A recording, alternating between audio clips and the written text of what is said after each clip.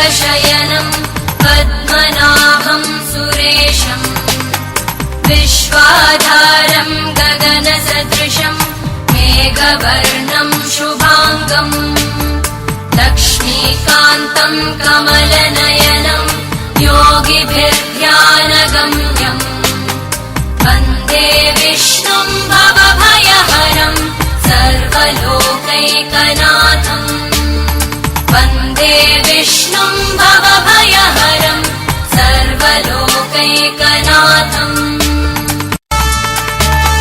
शान्ताकारं भुजगशयनं